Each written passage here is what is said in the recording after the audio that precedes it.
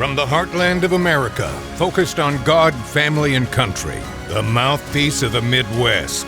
This is Dale Carter's America. All right, well, we got a little bit of a change this week on Dale Carter's America. You're not seeing us on YouTube. If this is audio only that you listen to, you won't notice any change, right, Kurt? That's right. All right. But on the YouTube, it'll probably just be a slide with the logo or... I was planning on doing like a real close-up of your face. Oh, yeah? Yeah. I like it. Get your beautiful face on there. Trying to scare people? Is that what it is? A scheduling error came up, so we're back in the studios here in Westport, and the camera stuff is at the studio in Raytown, so that explains probably more than you need to know. We want to thank a lot of folks who are a part of this podcast. First is Bob Watson, State Farm agent for 5 decades. He's at 7th and Main in Blue Springs. 816-229-7878. Call him, get a quote, bundle your home and car insurance, and save even more. He does commercial insurance as well, licensed in both Missouri and Kansas. He's been my State Farm agent for over 30 years. He's been a State Farm agent in the Kansas City metro area for 51 years. He really knows his stuff. Bob Watson, State Farm Insurance. The news cycle is spinning really, really fast, and there's stuff that we need to get into that happened with the Iranian situation. You know, when we left you last time on the podcast, it was like we were hopeful that there would be no boots on the ground, that if anything happened, that it would be quick and surgical and make a difference, and that we'd be out of there. And I think that's what happened. We're going to get into all that coming up here, but there's a couple of things I wanted to mention first. Did you follow the New York primary? Very little, but a little bit. Yeah, it was Andrew Cuomo, and then there was like a Pakistani or Indian guy or something like that. Uganda. He's from Uganda. Okay. And he is definitely a socialist. He is where Bernie tries to couch it as, I'm a democratic socialist, right? Yeah. This guy's a socialist, period. End of story. All the things, he won the primary is what happened there. Yeah. Cuomo did not. Cuomo may well run as an independent, and then you've got Eric Adams, the current mayor, who is going to run as an independent. And you've got Curtis Sliwa. Do you follow New York politics at all? I'm familiar with him, yeah. Curtis has been around for a long time, and he's never going to win. Yeah, he runs like every time, right? Something like that. He's kind of like Jacob Turk here in the Kansas City area running for the 5th District. He's never going to win. So if that guy wins, New York is going to be forever changed. Yeah. He's talking about everything like rent control, and you get this and you get that, and I'm going to do new buses and blah, blah, blah, blah, blah. He's got a list of everything he's going to do, and of course, he's going to defend New York against the Nazis in Washington, D.C., right? Great. So, yeah, good luck on that. I mean, that city's kind of already lost, right? I mean... Well, and he says, and you know how I'm going to pay for it? I'm going to tax rich people. Yeah. So I just feel like there's a flotilla about to go across the river into New Jersey. Maybe. Yeah. Why would you want to be in New York? I mean, COVID showed that New York is not what it used to be. I mean, is New Jersey that great? It's better than New York at this point. I guess, yeah. Yeah. So the only clip that I saw was from the one of the debates, the primary debates, and it was everyone, they asked, where's your first trip going to be as mayor? And everyone said Israel, except for him. Oh, yeah. Not that that's an argument necessarily to vote for him, but he's anti-Semitic for sure, and he's proud of it. Andrew Cuomo was like, oh, I'll go to Israel. I've been there many times. And then the next guy was like, well, I'm going to go to Israel first. No, I'll go to Israel first. It was like a competition. It was pretty funny. Wouldn't you want to go to one of the 5 boroughs and say, hey, let's fix the problems here in New York? Yeah, you would think so. You would think so. So that's enough about New York for right now. The other thing I wanted to mention, because it just chaps my ass. Have you seen this, that I guess last weekend it was 92 degrees at Busch Stadium in St. Louis, and shortstop for the other team, I can't remember who they were playing. He's from the Dominican, and he was puking his guts out. Oh, really? Yeah. And they're like, oh, it's too hot. We can't play baseball. It's too hot. I'm like, are you kidding me? I mean, there was a time, and you may not remember this, where a lot of these stadiums, including the old Busch Stadium in St. Louis, the old Royal Stadium here, had AstroTurf. Yeah. And in July and August, it was probably 140 degrees on that field. Yeah. It was that hot. Because it reflects the sunlight. Yeah. Terrible. And, we're just at the beginning of summer, and it's like in the 90s. Yeah. And I wonder if he had an issue, like if he wasn't hydrated enough, or drink some water. He had eaten too much Dominican food or whatever. I mean, back in the day, baseball players had these wool uniforms too, and with everybody complaining about how hot it's been and all that, I went back for the Kansas City records. It's been about 92 in Kansas City every day this week, right? And everybody's like, "Oh, it's never been this hot," blah blah blah blah blah. And the record high temperatures for this week are all in the 100s. Yeah. A lot of it in the 1930s, before a lot of people had air conditioning. Yeah. So suck it up. Yeah, and you mentioned the wool uniforms too. Like you can go back. A lot of them are from New York, I think, or other big cities. But you can go back and watch old videos. The old videos that they've like colorized in post. They're like black and white, and then they put them in color. And you'll see people walking around the city in the summertime, and they're in like full wool suits and like hats and stuff. I mean, imagine the smell. and no air conditioning in a lot of places. Oh, yeah. Think definitely. about that. Air conditioning has changed our lives. And plumbing, too. I mean, well, yeah. Think about what's on the street and what's being radiated by the heat that you're walking through. Feces of the sweat. Species? Is that what you're talking about? The sweat and the wool and, everything just, Yeah. So it's better now. Yeah, right? yeah. Life is better now. We should thank God for everything that we have in our lives right now. And then when people say, "Oh, you're a climate denier," I'm not a climate denier. Climate's been changing on this rock for 5 billion years. Yeah. I think the idiots out there are the ones that say, if we all drive an electric car, we can pause things right where they are. Yeah. No, you can't. That's arrogant. Yeah, this is a bit of an aside, but I was listening to yesterday on a drive home. I was listening to Bernie Sanders was on the Joe Rogan podcast, and he started railing about climate change. And Joe Rogan, I think, is kind of moderated on this issue or has a new perspective, but he's like, well, why should we give all this power to all these people to like control more aspects of our lives than they already do? And Bernie, he really proved that he's just like an expert politician, like any of these people, like Nancy Pelosi, Joe Biden. He pretends he's different, but he's not. And he just pivoted immediately to something else. Didn't even answer the question. That's what they do. Yeah. Yeah. And perhaps the one who doesn't do it at all is the one who's the president of the United States right now. And that's a good transition into getting into some of this stuff. First, we'll tell you about Midwest GI Health and Wellness. They are located in Lee's Summit. Dr. Mark Taramina, who trained at, I lost it here. It was in this thing. Walter Reed. That's right. He was in the Army. Walter Reed Army Medical Center. He trained there. He's been taking care of folks with their GI needs in Kansas City for a very long time. He is my personal doctor in that area, and if you have not had your colonoscopy yet, make sure you schedule it. 45 is the new 50, and when they get up in there and they find some polyps, if they find polyps, they get them tested and get treatment started immediately. And if you don't have polyps, that's good for you because he'll see you in 5 to 10 years. That's been the case with me. So get it done. Get it on the schedule. It could save your life because if you don't and you let it fester and it grows into full-blown colon cancer, you have a real problem. Mark Taramina at Midwest GI Health and Wellness on the web at midwestgihealth.com. Schedule the appointment. You don't even need your referring doctor. He can schedule you and get it done. 816-836-2200. Some of the stuff we're going to be talking about with the big, beautiful bill, the BBB as I call it, is going to affect Medicare. So if you are approaching 65, this is another person you need to talk to, and that's Kirk Doris. He is an expert in the field of Medicare. His company is Medicare Simplified KC. Schedule an appointment with him at 816-701-6661. He's on the web at MedicareSimplifiedKC.com. Big changes are coming to Medicare, and if you're just coming into it or maybe you've been on it for a while, talk to Kirk, and let's find out if you need a different plan, a different supplementary plan to go along with it.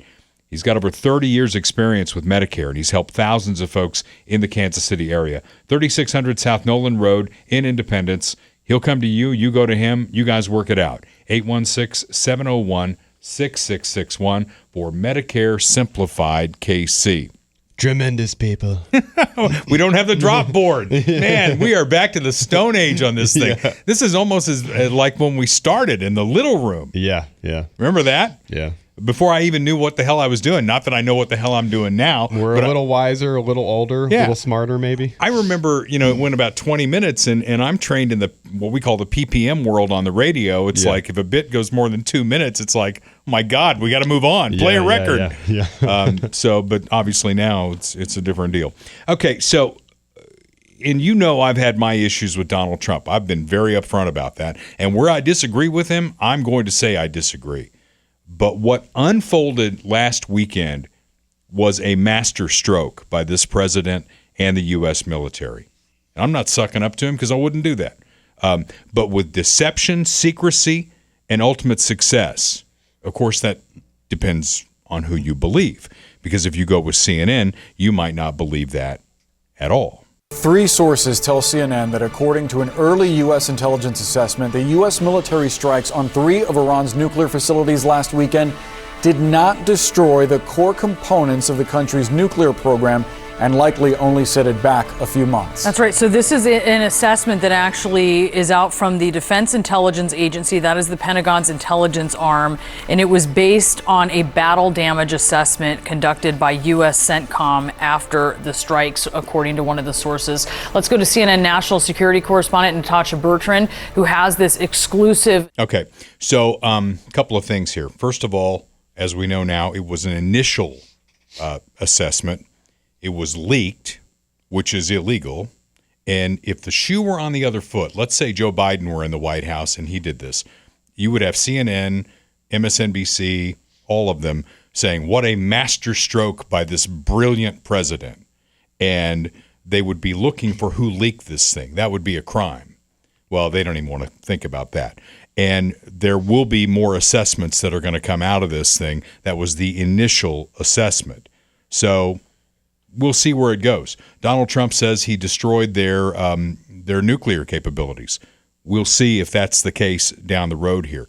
The other thing I was going to say is that CNN can't have it both ways, because they were initially saying that why are we doing this? Because they're years away from getting a nuclear weapon. And now with an initial battlefield or battle assessment, damage assessment, they're saying that you've only set them back 6 months. So are they 6 months away from getting one? Are they years away from getting it? Are they years plus 6 months because of what we did? I don't know. But they want it both ways. And I don't think you can have it both ways. The immediate aftermath of this was interesting, too, because Iran slapped at one of our bases at Qatar. And you may recall that Donald Trump came out and he said, hey, thanks, Iran, for the heads up. We got everybody out of the way. You got it out of your system, and now we can go on with this ceasefire, which was negotiated by Donald Trump. Remember what I said last week? I thought in his core he did not want to do this. He's not a rootin' tootin' cowboy who's going to bomb everybody back to the Stone Age. That's not him. What he wants is peace.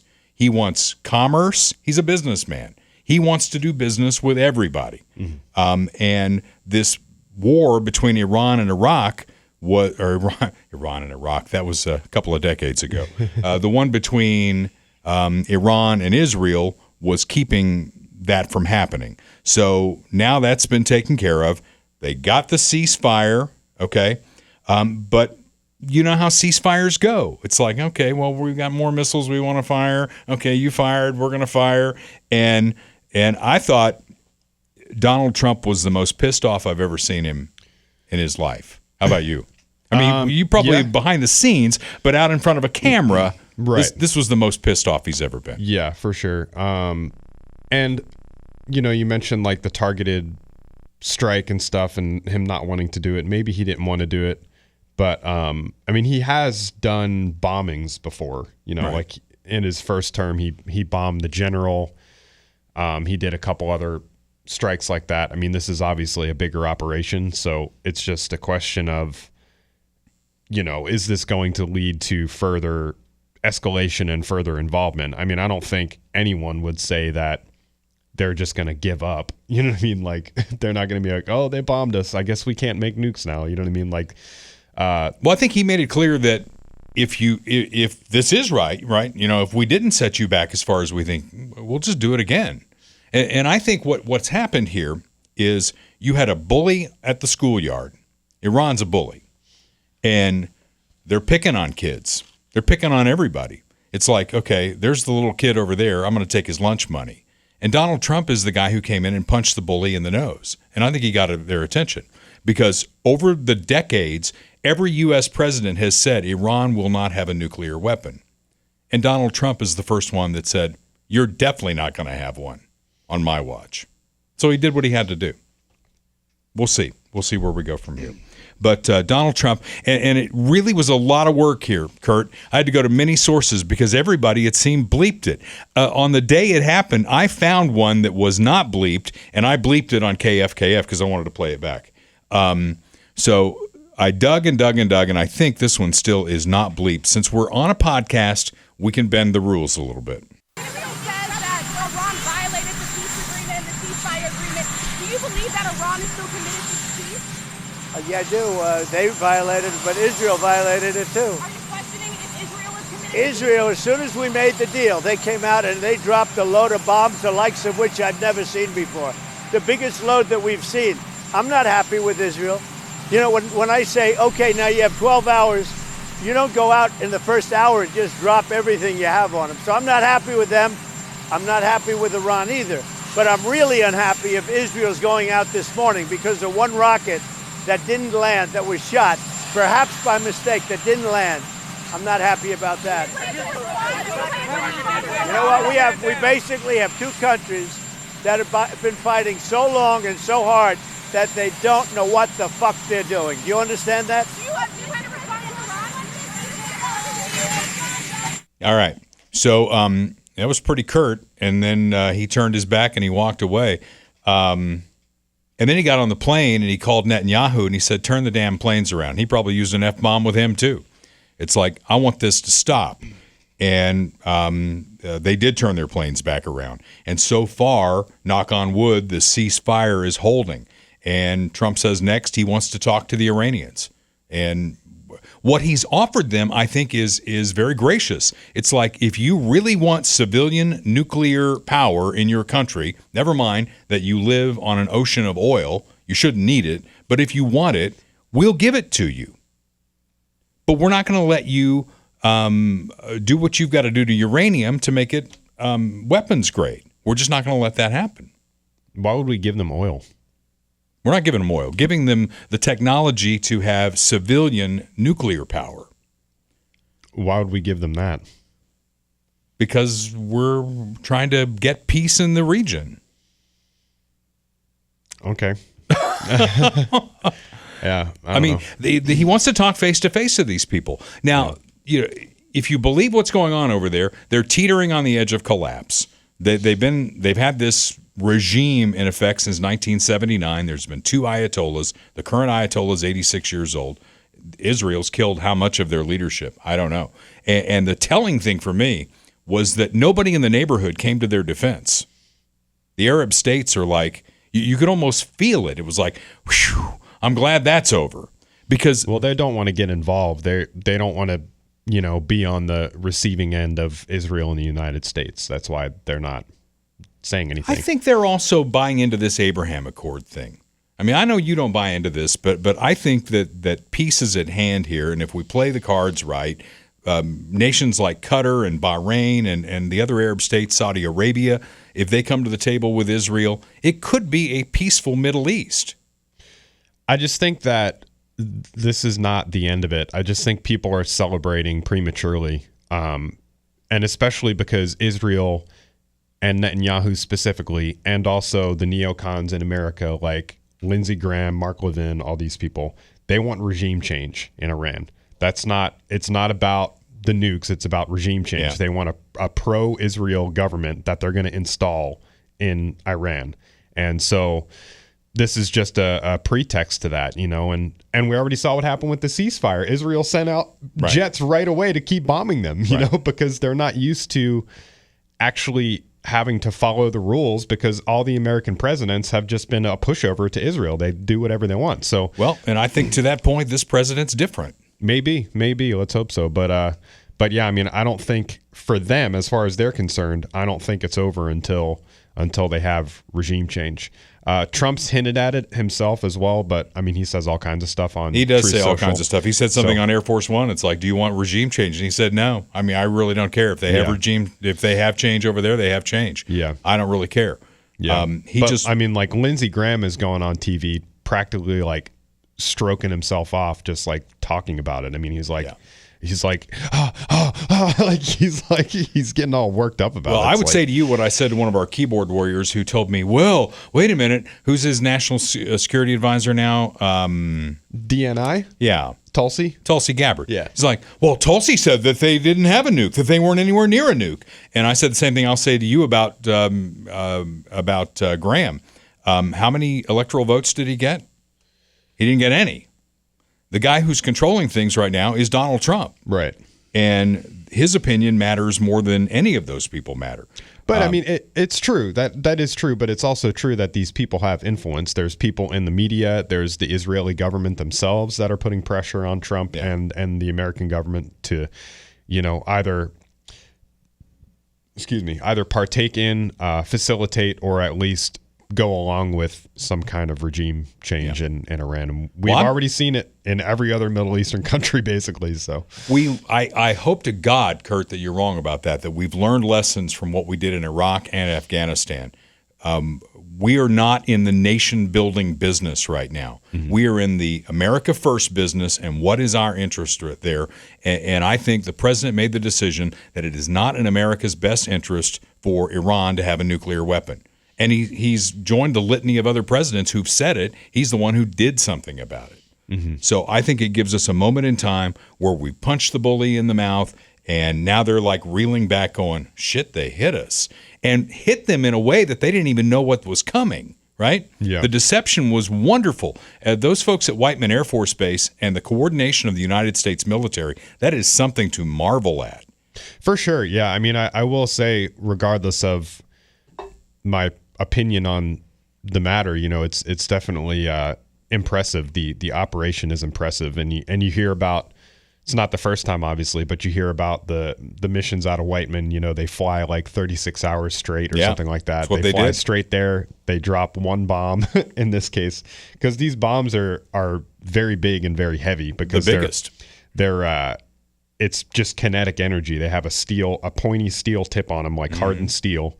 And that's what the bunker buster is. It just with the force of gravity and kinetic energy of the weight of the bomb, it dives down like 300 feet into the ground and then blows up. Into an air shaft. They get these into air shafts. I mean, it's just amazing what the United States military is capable of. As I was watching this stuff and the coverage, I'm like, God, I'm glad the good guys have this stuff. Can you imagine if the bad guys had this stuff? Maybe they do. Maybe they do. Maybe they do. I mean, Pakistan has nukes. Russia has nukes. North Korea probably has a nuke. Well, we didn't hit them with a nuke. We didn't hit them with a nuke. Why don't we bomb them, if we're really that worried about it? I don't know. All right, we're going to move on because I wanted to talk about the Iran nuclear deal. That's what a lot of people on the left are saying. Well, we had to deal with him. Let's break down the Iran nuclear deal to exactly what it was. The Iran nuclear deal was Barack Obama went to them and said, what if we took away your sanctions, let you make all the money you want to make with the oil that you're selling on the open market, wink, and you're going to put it into humanitarian efforts. Mm-hmm. Wink, right? Yeah. Yeah. The wink and the nod and all that good stuff, where did that get us? And again, I said this last week. If you follow the money, Iran gave that money to Hamas, Hezbollah, and the Houthis. Houthis. Is it Houthi or Houthi? I'm not sure. I have no clue. And we don't care. Is it Iran or Iran? Iran? Ooh, I almost trilled there. That was awesome. They gave it to those folks. And now those folks don't have their sponsor anymore. And they're scrambling. Mm-hmm. So, I don't know. Maybe I'm Pollyanna. Maybe you're right. Maybe this is World War III and we're all going to hell in a handbasket. I'm not even necessarily saying that, but we have all this involvement, and there's a meme that you can find that obviously this is audio only, so I can't put it up, but it's a picture of the missiles coming into Tel Aviv and then the interceptor missiles, And on one hand, it says my tax dollars. And then on the other hand, it says somehow also my tax dollars. You know what I mean? And we're like, we've been funding the entire region. We've been funding every side of this conflict for decades now. And it's like, can we just stop? Can we not do that? You know, Israel can fend for themselves or they can't, and they won't. I mean, that's not our business. It's none of my business. Well, we'll see what happens coming out of this. I know that that Russia did not come to the aid of Iran. China didn't come to the aid of Iran. There was some speculation that Iran might block the Strait of Hormuz. They're not going to do that. They're the gas station for China. China would be really pissed if you block the Strait of Hormuz, right? 20% of the world's oil goes through that, and we don't get a lot of that. Most of that goes to China, so I don't see that happening. I think the Abraham Accords are going to go forward. It's what Trump wanted all along, and we'll see who's right and who's wrong as we move forward. If you're moving forward in your life and it involves a house, there's two folks that I want you to talk to. And the first one, they're in this order for a reason. The first one I want you to talk to is my buddy Chad Taylor. Chad's a loan advisor, has his own website, theredcarpetlender.com. And I've had many mortgages over the years. I've had many refis over the years. The last refi I did on the house that I refer to as Casa del Carter, Chad Taylor did it. He got me a great rate, and I'm very happy with how I was treated. He's called theredcarpetlender.com, and you may find this a little bit cheesy, but when he comes to the close, he's got a rolled-up red carpet. He puts out the red carpet. That's a nice touch. I like that. Puts on the show, and he does all that good stuff. He's a big Elvis fan and all that. Not that that's any reason to get to him, but there's no upfront hard cost to see if you get approved for a home loan. No hard credit hit to see if you get it. Waiver fees for veterans. Free appraisals for first-time homebuyers, police and fire employees, along with all school district employees. He's a really great guy, and he can dispel all the myths that are out there. Homes get bought and sold. Mortgages get refied all the time, regardless of what the rates are, and Chad can walk you through every step of the way. And then when you come away from Chad, you're going to have a pre-approved loan amount. So let's say they've approved you for $200,000 mortgage, okay? So that when you get with my friend Michael Schroer, then Michael's going to show you everything in inventory that's like $200,000 or around $200,000. You get approved for more, he's got more that he can show you. Michael Schroer is our official RE/MAX Elite broker in Lee's Summit. He sells houses all the time, and I love putting up the pictures of all these properties that he's moving. He'll sell your house, and then he'll find you your next house, regardless of where you are in the stage of life. Whether it's your very first home, you're adding bedrooms because you got more kids, you need fewer bedrooms because the kids have left you and you're an empty nester now, and maybe it's just a beautiful piece of property and you want to build your dream home. He's the guy to call for that. 816-373-8400. That's the office number. He's at RE/MAX Elite in Lee's Summit. His cell phone number is 816-520-9342. Michael Schroer, Michael, Michael, and then Schroer.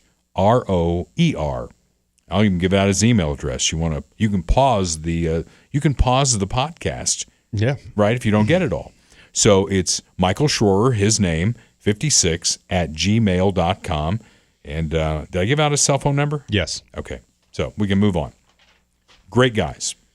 Tremendous people. Tremendous people. All right. Impeachment 3.0. Is this the third, or is it more than that now?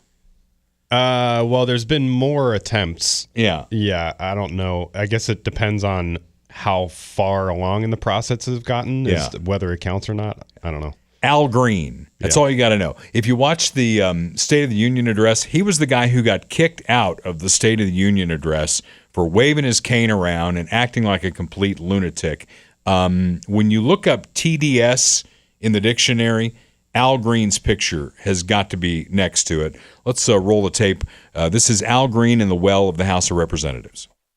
I rise today because our country is nearing a moment of decision. I rise because we are at the intersection of democracy and autocracy. I rise to announce that at this moment in time, I have filed H-Res 537, HRES 537 is a privileged resolution.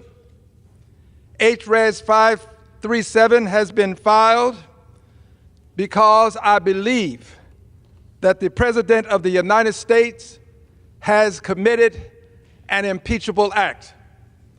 HRES 57 addresses abuse of presidential powers by disregarding the separation of powers, devolving American democracy into an authoritarian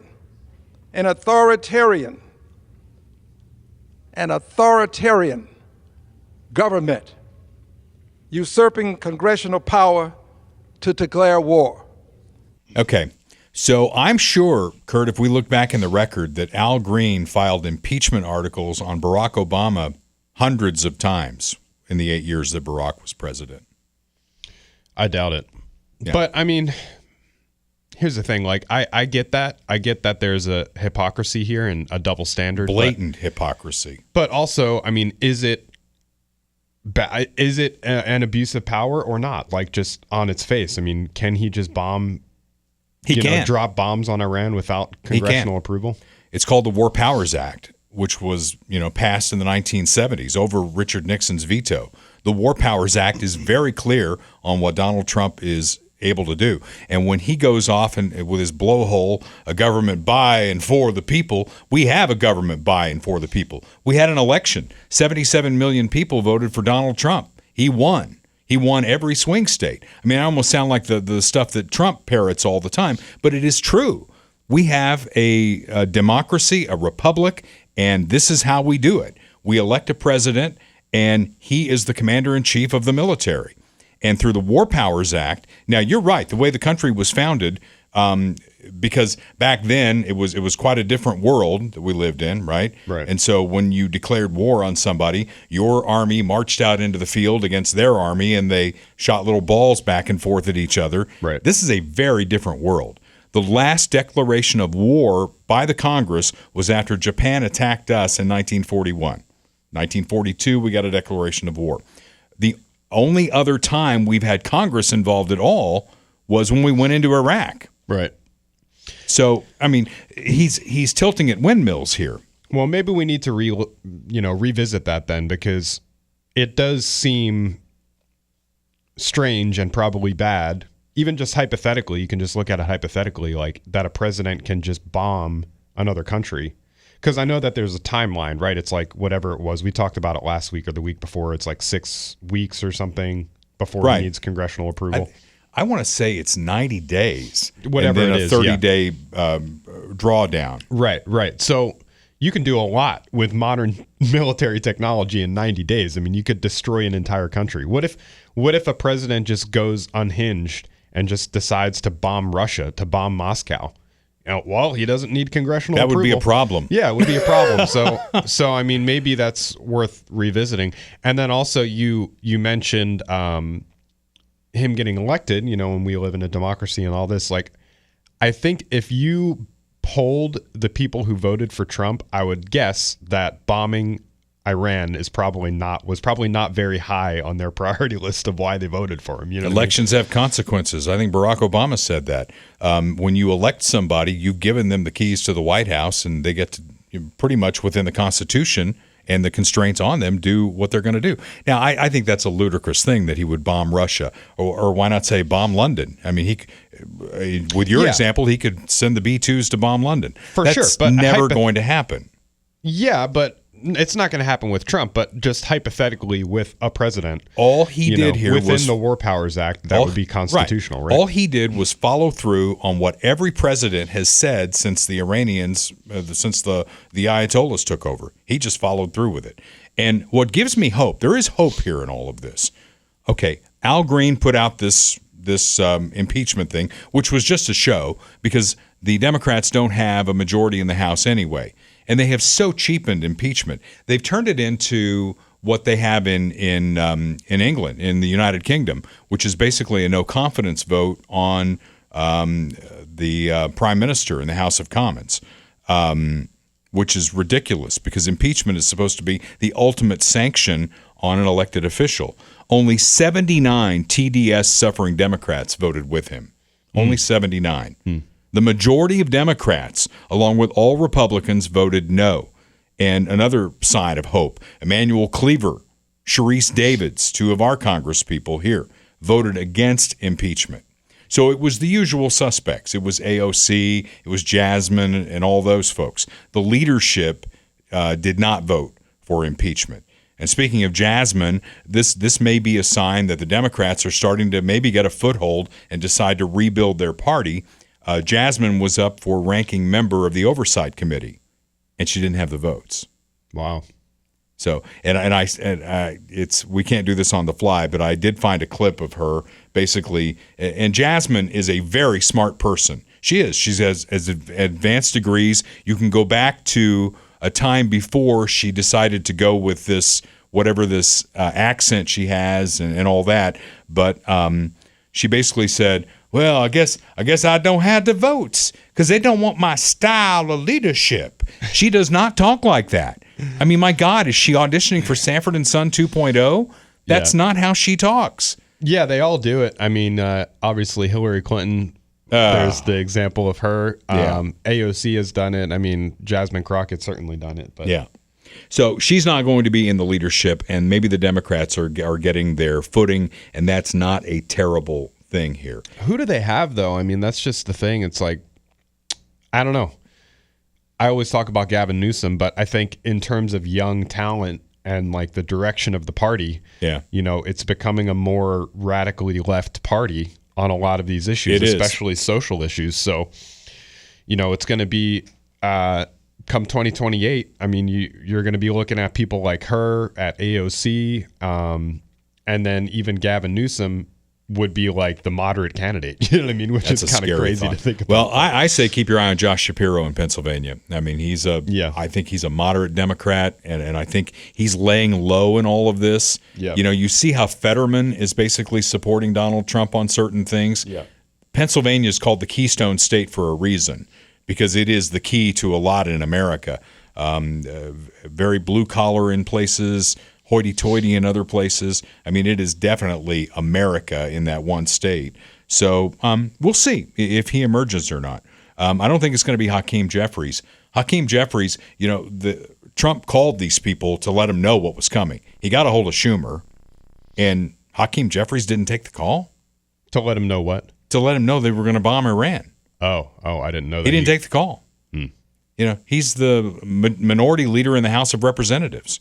When you have the Gang of Eight, which, this is how it's been done, through presidencies. Trump's not doing it this way, but they have a Gang of Eight, and it's the leadership on Capitol Hill. Right. And when they're going to do something like this, they bring them in. You get the majority leader, minority leader in both houses. You get the Speaker of the House, the President pro tem, Vice President, the President, and they sit down and they say, here's what we're going to do. Please keep a lid on it. I mean, can you imagine? AOC's like, we wanted a briefing. We wanted a. In fact, we've got a clip of her right now, and I think this fits what I'm about to talk about. A resolution has not been filed, and not filed in a privileged sense. I believe that a president bombing and bringing this country into direct conflict with another nation state without notifying. Full notification of Congress, without congressional approval, endangering service members, U.S. military bases, not providing intelligence is reckless. I think that, and we know that this is not a left or right issue. An overwhelming amount of Americans are opposed to the United States being dragged into war. And if we want to talk about serious decisions, I think the serious decision of entering the United States into direct conflict without any legal approval, unconstitutionally, is the grave decision that we need to be talking about right now. When I look up constitutional scholar in the dictionary, it's AOC's picture that's right there. I mean, she's wrong on just about every point that she's made there. But where was she, again, you talk about hypocrisy, when Barack Obama, do you know how many countries Barack Obama bombed? And how many bombs he released in 8 years? They never called him on it. I mean, you talk about regime change. They did that in Libya.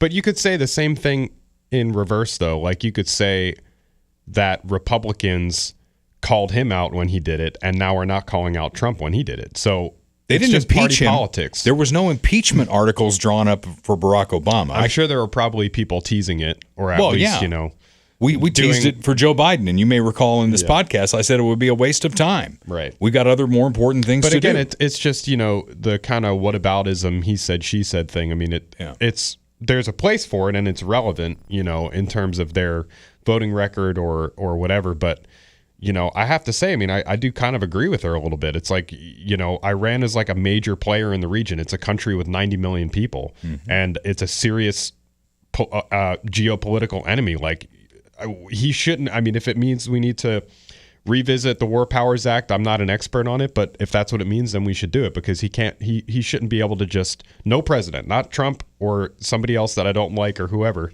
should not just be able to decide to bomb Iran out of nowhere. You know what I mean? Yeah. That just seems bad. Well, we're going to disagree on that, because I think he acted well within the War Powers Act and the Constitution, and we'll just see where it goes from here.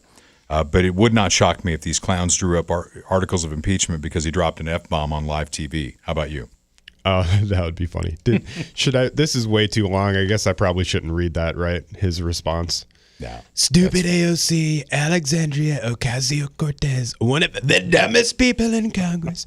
It goes on and on and on. Of course, he had to issue the response on Truth Social. Of course he did. So. All right, Royal Roofing and Solar. They are a proud sponsor of this podcast and a proud builder of a roof on my house. So if you need a roof, these are the guys. And why do I say that? Because I trust them. And it's one of those things, when you're going to do something major to your house, you better find somebody you trust, somebody you can call on the phone and say, hey, something's not right. I didn't make that call because Austin Watterson and Royal Roofing and Solar did a tremendous job on the roof on my house. 816-540-7057, roofedbyroyal.com. Their company's based in Pleasant Hill, but they do roofs all over the Kansas City metro area on both sides of the state line. So if you've had some storm damage, how do you know? Well, when you get that brown spot on your ceiling, you probably have some damage, and it's probably storm-related. Get Austin's team on your roof. Maybe we can get insurance to pay for it. But it starts with a phone call to 816-540-7057, roofedbyroyal.com. When, we talk about the No Kings rallies, when you see the king, and Austin sent me his logo, which is the king, right? Yeah. And he said, we were picking on a certain person who's behind all these No Kings rallies, and he said, you think I should send her this logo? Because we have a king on all of our vehicles. Yeah. I said, let's don't do that. Let's don't stir the pot that much. Let's just get those roofs going. Royal Roofing and Solar, 816-540-7057. Funhouse Pizza, Jim Dingman. I was hanging out with him last night. He was doing a customer appreciation event at the Lee Summit location. Oh, that was yesterday. That was yesterday on 50 Highway. It was awesome. A lot of folks came. Pizza was wonderful. Lee Summit cops were there because it was also pizza with a cop. So I got to shake hands with a lot of them and thank them for their service to Lee Summit and all that they do to keep us safe here on the home front. Funhouse Pizza is also in Blue Springs on 7 Highway. Fantastic pizza. The drinks were very cold last night, which we needed. We were outside in the fireworks tent, his ginormous fireworks tent there in Lee Summit, and he opened it up kind of like a big top, like Funhouse is. So whatever you've got going on, you just want to grab a pizza, he'd be glad to make one for you. You got a gathering of Little League kids, you want to come in and have a little party or a meeting or whatever, Funhouse Pizza is the place to get that done. 50 Highway in Lee Summit, 7 Highway in Blue Springs. Build your own pizza online at funhousepizza.com. And Jim Dingman, a proud Marine veteran of this country, would be glad to make it for you. 4th of July is coming up. Maybe you're going to have a 4th of July party at your house, and pizza goes great with 4th of July, right? Yeah. Italian pizza on an American holiday. Maybe you don't want to do all that cooking, You Exactly. just want to order out. Are you going to be cooking? I have no idea what I'm doing for 4th of July. We got plenty of time. There's so much going on right now, I haven't even thought that far ahead. Plenty of time. Not a lot of time to get the big, beautiful bill done. The deadline on that is coming up. He'd like to get that done by the 4th of July. It's working its way through Congress. It's passed in the House of Representatives. It's in the Senate right now. Amid lies, distortions, and a lot of new debt and deficit spending. You want to talk about where I might disagree with Donald Trump and the Trump administration? It's on, taking our debt ceiling limit to $5 trillion, adding a lot more deficit spending. We'll get into some of that. But first, you should check out this distortion from Chuck Schumer. And this is why language really matters. Republicans are trying to cut Medicaid for people who need it. What he's saying isn't technically false, but it is 100% not true. The Republicans are trying to cut Medicaid for people who need it. The Republicans are trying to cut Medicaid for people who need it. The people he's talking about, notice he didn't say Americans, notice he didn't say citizens, he said people. The people he's talking about are illegal immigrants. So Republicans are going through Medicaid. They're looking to see who doesn't deserve it, doesn't need it, doesn't qualify for it, and they're going to cut them off the rolls. And Chuck Schumer so eloquently stated that Republicans are cutting Medicare and Medicaid for people who need it. Bingo. People, not Americans, not citizens, and all that. So language matters, and it forces us to really slow down and listen to what these people are saying. I got into a big, fierce debate on our podcast page because I put up a slide that CBS is running with that says, what do they say? Of all the people who are being held right now, I can't remember what the percentage was. A big percentage of them have not committed a crime. And that's not true. They've all committed a crime. They came into this country illegally, which is a crime. And I said the U.S. Code makes it very clear. And you try and fuzzy up the language by calling them immigrants or migrants or undocumented. The headline from CBS, ICE holding a record 59,000 immigrant detainees, nearly half with no criminal record, internal data shows. Yeah, again, language matters here because they're not immigrants. They are illegal aliens per the U.S. Code. And all Donald Trump and the executive branch is doing right now is enforcing federal law.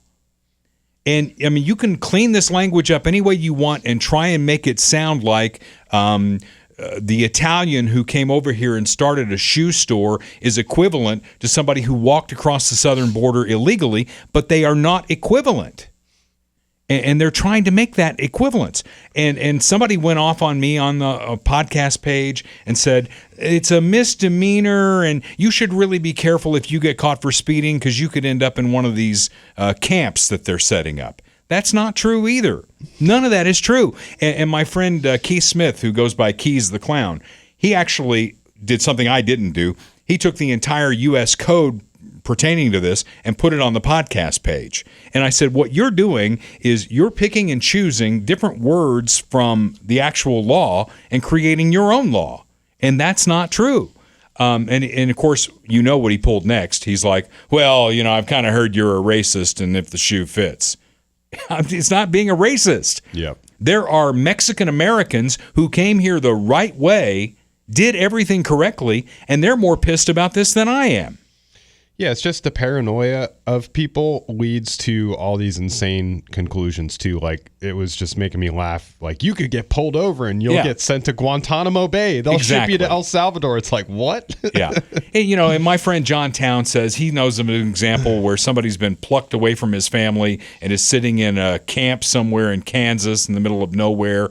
And he may be right. And I said, look, if you're right, I don't think you are, because if you were, CNN would be wall-to-wall with this. Right? MSNBC would be wall-to-wall with this. Yeah. But any first-year law student can get a habeas writ written out and get that person out. Mm-hmm. The only people we haven't been able to do that for were the January 6th people, because the Biden administration put them somewhere where nobody could get to them. We haven't done that.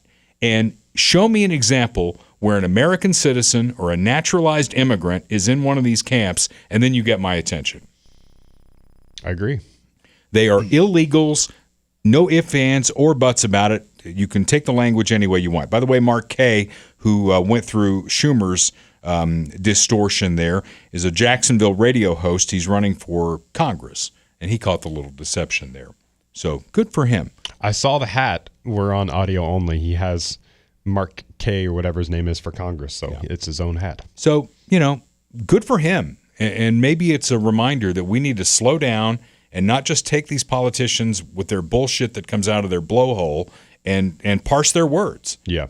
Because that's exactly what they're doing. They're looking for the end around run here. Yeah. Okay. And I think that's a really good point, and it's just a general thing that we all need to do to work on. I think myself, and I'll include myself in this, but just everyone across the aisle, we get so worked up, we get so paranoid about whatever the issue is. Like, I think everyone just needs to kind of try and calm down a little bit, and just really look at things objectively.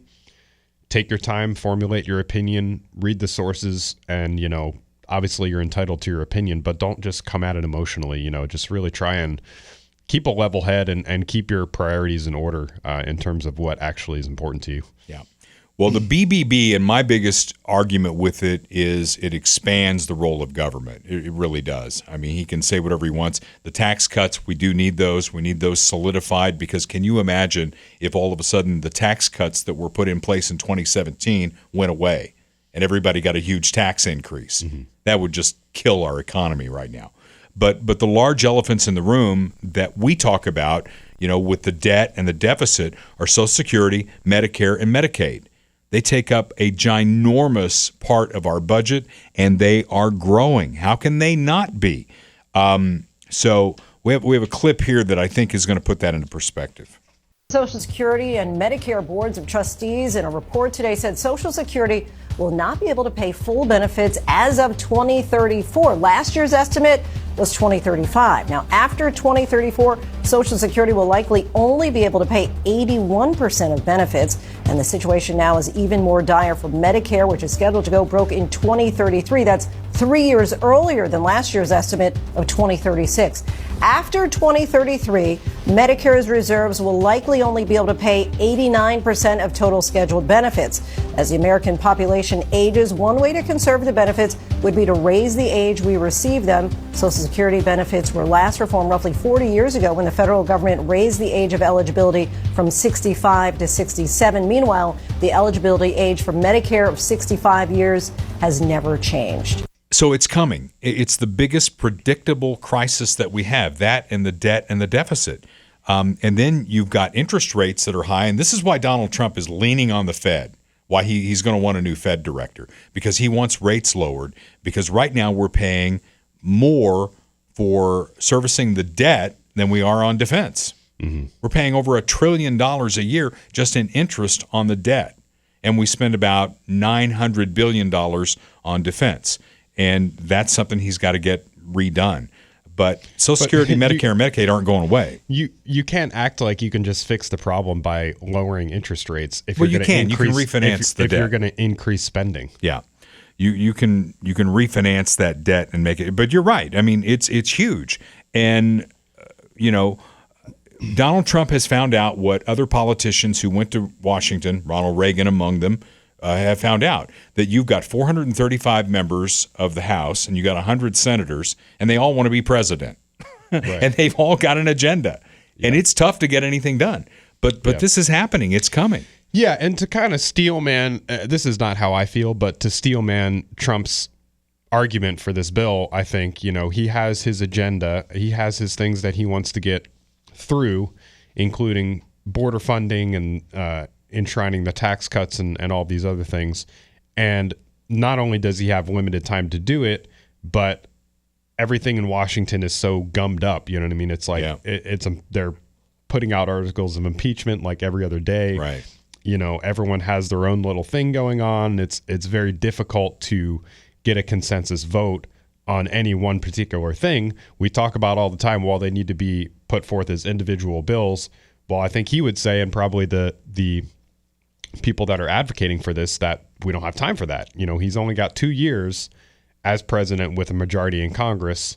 And so that's why there's this kind of massive omnibus bill with everything in it. I don't think that that's a fair argument, just because, it's ultimately an excuse at the end of the day, because we need to fix that, not just, promulgate it. But that I think is the steel man argument for why he's doing it this way.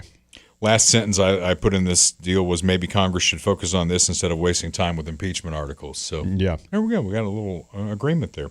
And to your point, as we're recording this today, there are 494 days until the midterms. Yeah. And honestly, that's next November. He's got until about January. State of the Union address needs to be, hey, we did all this and we fixed this, and it's, we got to. Yeah.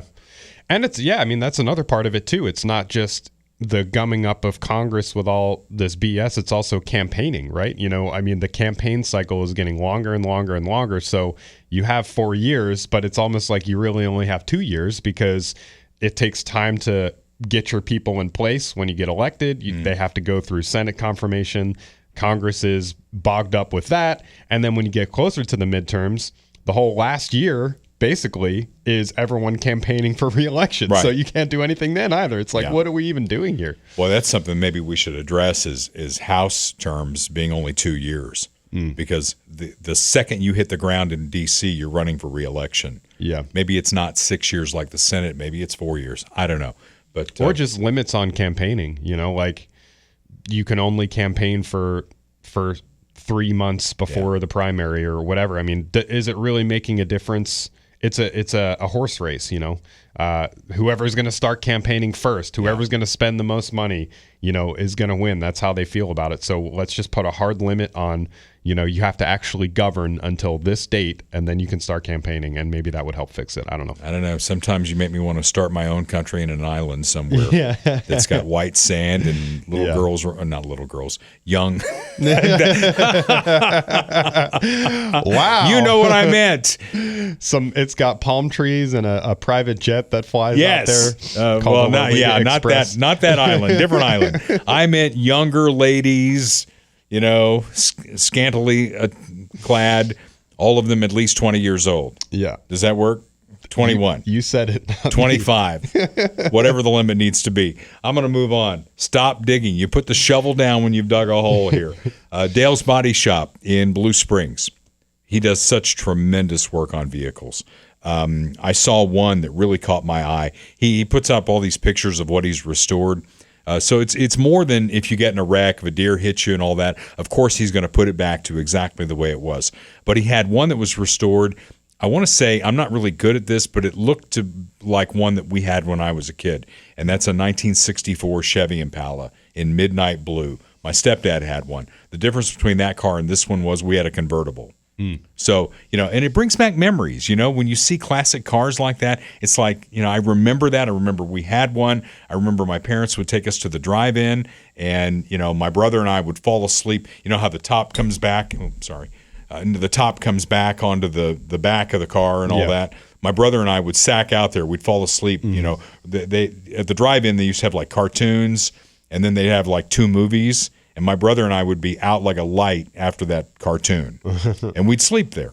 So I remember that. And when I see those cars restored by Dale Reynolds at Dale's Body Shop, it reminds me of that. So if you've got a classic vehicle and you want it restored, he's the guy for that. And he can also fix the wrecks, and he fixes police cars from all over the metro. They all know that Dale's Body Shop in Blue Springs has been there for 37 years, taking care of customers, taking care of you. So if you get in a wreck and they say, where are we taking this thing? You only need one name, and it's one you ought to know for listening to this podcast or watching it. It's Dale's Body Shop in Blue Springs. And, of course, your car should have been insured by State Farm. And the guy with the most experience with State Farm in the Kansas City area is Bob Watson. 51 years he's been a State Farm agent. He's my State Farm agent, and we'd love him to be your State Farm agent. 816-229-7878, auto, home, life, commercial insurance, pontoon boats that are out on the lakes maybe for 4th of July, licensed in both states, Missouri and Kansas, and ready to help you save money by bundling your home and car insurance. Got a great staff taking care of people, taking care of my family for over 30 years. 816-229-7878. 4th of July is coming up. I'll be celebrating in Gardner, Kansas, at their big Independence Day celebration at Celebration Park. That's always a fun time. A lot of stuff for the kids to do. There's country music. There's a huge fireworks display. And this year they're working with fish. Are you familiar with fish? Like the animals? No. Like the band? No, it's not like the band. Third try is they're a group here in Kansas City who takes care of veterans. It's Friends in Service to Heroes. Oh, yeah. Okay. And they take care of veterans. Paul Chappa's group. And they are going to be involved in this. They're going to present a service dog to a needy returning vet. They're also going to have a mass swearing in of new recruits because, as you've seen, recruiting is going very well for the United States military since Donald Trump took over, since Pete Hegseth is there, and the new warrior mentality is there. It's not about, the wokeness and making sure everybody's happy and walking along the hallways, skipping and singing a song. It's about killing people and breaking things as you need to, which is what the military ought to be. So new recruiting class is going to be sworn in as part of that. So that's how I'm celebrating the 4th of July. My oldest son's coming to town with my 2 older grandkids. We're going to have a celebration of America, like I haven't had in a while. What are the TDS people doing? Have you heard about this?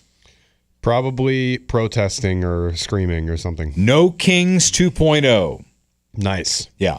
That didn't take long. Yeah, the flyer's up on our podcast page. You should check it out.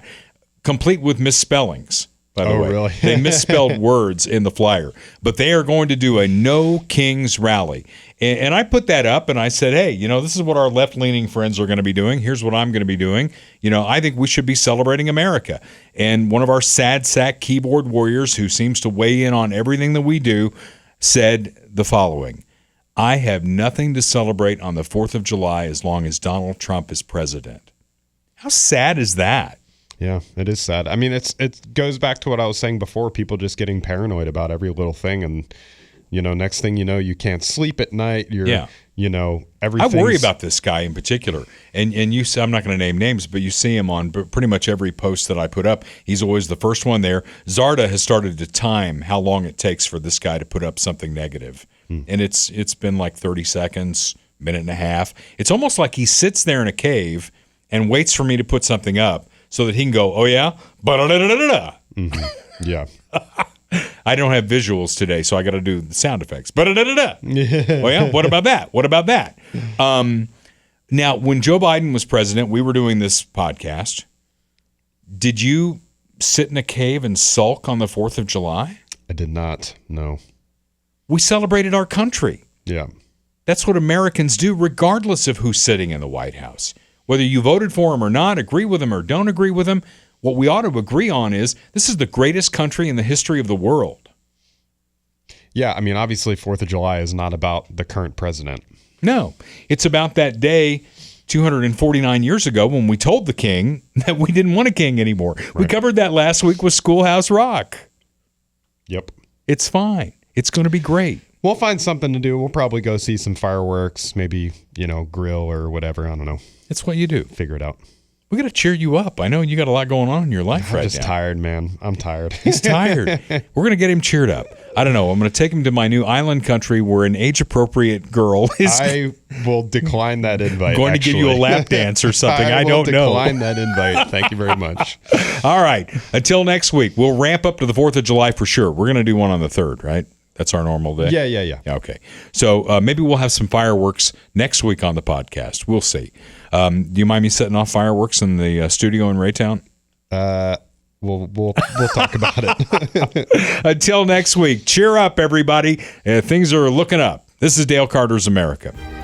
The views expressed on Dale Carter's America are Dale's and Kurt Wheeler's. They do not necessarily reflect the views of KFKF or Steel City Media. Comments can be sent to dalecartersamerica@gmail.com. Check back for weekly episodes. Subscribe, spread the word, and give us a 5-star review. Thanks for being a part of Dale Carter's America.